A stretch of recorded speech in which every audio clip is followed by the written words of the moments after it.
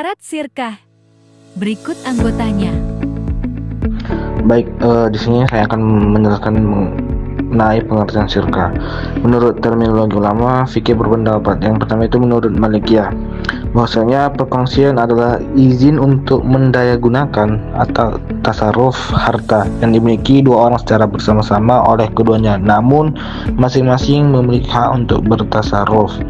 Yang kedua itu menurut Hanabilah, yang mana menurut Hanabilah yaitu perhimpunan adalah hak atau kewenangan atau pengolahan harta tasarruf.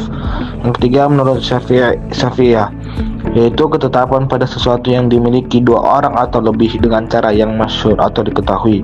Yang keempat menurut Hanafiyah, ungkapan tentang adanya transaksi atau akad antara dua orang yang bersekutu pada pokok harta dan keuntungan. Jadi sirkah menurut bahasa ialah ikhtilat atau berbaur. Adapun menurut istilah, sirkah ataupun kongsi ialah perserikatan yang terdiri atas dua orang atau lebih yang didorong oleh kesadaran. Selanjutnya kita masuk ke dasar hukum sirkah. Yang pertama dari itu Al-Quran. Ayat-ayat Al-Quran yang memerintahkan agar umat Islam saling tolong-menolong dalam berbuat kebaikan, seperti dalam Quran Surah Al-Maidah ayat 2, dapat dijadikan dasar hukum sirkah karena sirkah merupakan salah satu bentuk pelaksanaan perintah tolong-menolong berbuat kebaikan dalam hal penghidupan. Yang kedua dari hadis, sirkah hukumnya jaiz atau mubah berdasarkan dari hadis Nabi SAW berupa takrir ataupun pengakuan beliau terhadap sirkah. Pada saat beliau diutus sebagai Nabi, orang-orang pada saat itu telah bermuamalah dengan cara bersirkah dan Nabi SAW membenarkannya.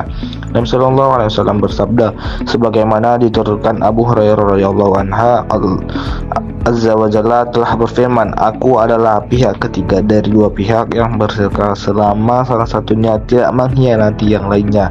Kalau salah satunya berkhianat, aku keluar dari keduanya. Hadis riwayat Abu Daud, Al-Baihaqi dan Ad-Duruqutni. Nah, kemudian mengenai rukun dan syarat syirkah. Jadi mayoritas ulama fikih berpendapat bahwa rukun syirkah itu ada 3. Yang pertama akad atau ijab qabul, disebut juga dengan sigot. Yang kedua, dua pihak yang berakad atau al-ikadain. Yang ketiga, mahalul akad atau objek perikatan syarat syirkah. Kemudian, syarat-syarat orang atau pihak-pihak yang mengadakan perjanjian serikat itu harus orang yang berakal, baligh, dan dengan kehendak sendiri atau tidak ada unsur paksaan dari orang lain. Kemudian barang modal yang disertakan dalam serikat hendaklah berupa barang modal yang dapat dihargai, lazimnya sering disebut dalam bentuk uang. Kemudian modal yang disertakan oleh masing-masing persero dijadikan satu, yaitu menjadi harta perseroan dan tidak dipersoalkan lagi dari mana asal-usul modal itu. Selanjutnya kita masuk ke topik macam-macam syirkah. Dalam fikih muamalah, syirkah atau kemitraan dibagi menjadi beberapa jenis berdasarkan sifat dan bentuk kerjasamanya. Ada 4 jenis utama. Yang pertama syirkah inan, yaitu merupakan bentuk kerjasama antara dua orang atau lebih, di mana masing-masing pihak memberikan modal dan ikut mengelola usaha bersama. Yang kedua syirkah mufawaddah, yaitu bentuk kerjasama yang lebih menyeluruh, di mana semua pihak menyamakan modal, pekerjaan, keuntungan, bahkan risiko. Jenis ini menuntut kepercayaan yang sangat tinggi antar mitra. Yang ketiga, syirkah wujuh, yaitu kerjasama berdasarkan reputasi atau nama baik. Biasanya digunakan oleh pihak yang tidak memiliki modal, tetapi mempunyai kemampuan untuk memperoleh barang secara kredit karena nama baiknya. Yang keempat, syirkah abdan atau al-a'mal. Ini adalah bentuk kerjasama berdasarkan keahlian atau jasa. Semua pihak menyumbangkan tenaga atau keahlian mereka, lalu hasil usaha dibagi sesuai dengan kesepakatan.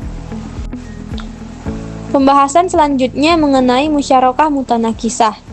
Musyarakah mutanakisah atau dalam bahasa Inggris disebut diminishing partnership merupakan konsep bentuk kerjasama antara dua pihak atau lebih untuk memiliki suatu aset bersama. Lalu, salah satu pihak secara bertahap membeli bagian kepemilikan pihak lainnya. Contohnya dalam pembiayaan rumah, bank syariah dan nasabah sama-sama memiliki rumah tersebut. Lalu, nasabah mencicil untuk membeli porsi bank sampai akhirnya rumah jadi milik penuh nasabah. Model ini cocok untuk pembiayaan jangka panjang karena bersifat adil dan sesuai prinsip syariah, dan juga tidak ada unsur riba di dalamnya.